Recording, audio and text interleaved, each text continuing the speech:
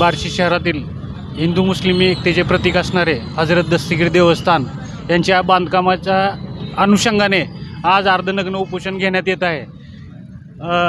2014 साली 14,92,000ची टेंडर मंजूर झाले होते। त्यापैकी 10 लाख रुपये रक्कम ही खर्च झाली व 4,92,000 ही खर्च न होता उर्वरित रक्कम असल्यामुळे ती परत गेली। सदरचे बांधकाम हे अधुरीच आहे, पूर्ण काही झालेले नाही। पावसामध्ये वरनं दगडं पडणं, माती ढासळणं असा प्रकार होत आहे। कुणाचं जीवितहानी झाली तर ह्याला कोण जबाबदार? आणि सर्वात महत्त्वाचं काय की गेली कित्येक वर्ष झालं ह्या देवस्थानचं काम होत नाही। ह्याचं कारण देखील शासनानं द्यावं आम्हाला। आम्ही बऱ्याच वेळा प्रत्येक वेळेस आंदोलन करून आम्ही काम पूर्ण करून घेण्याच्या प्रयत्नात आहोत, पण शासन नेहमी फसवेगिरीचे आश्वासनं देऊन, लेखी आश्वासनं देऊन परत 2-2 महिने आम्हाला चक्रा मारावं लागतात की काम कधी सुरू होणार यासाठी। होईल टेंडर, असं होईल तसं होईल असं म्हणलं जातं, परंतु काय कामाची पूर्ण दिशा व काम पूर्ण होत नाही। नमस्कार, माझं नाव शाहबाज शेख। मी या ठिकाणी आमचे स्नेही मित्र गुल मोहम्मद अतार यांच्या आंदोलनाला पाठिंबा देण्यासाठी आलेलो आहे।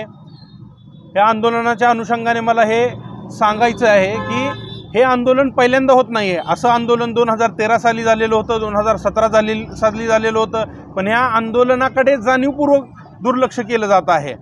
दस्तगीर देवस्थान हे कसब्याचं देवस्थान मानलं जातं। बार्शी शहरातलं भगवंत देवस्थान हे बार्शी शहराच्या डोक्याचा ताज, तर दस्तगीर देवस्थान हे बार्शी शहराचं हृदय असं मानलं जातं।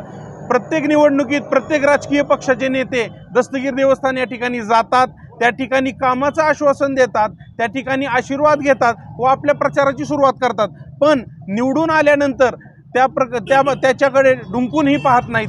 असा हा गैरप्रकार हा फक्त नगरपालिका प्रशासनाकडून नाही तर राजकीय नेत्यांकडून सुद्धा केला जातो।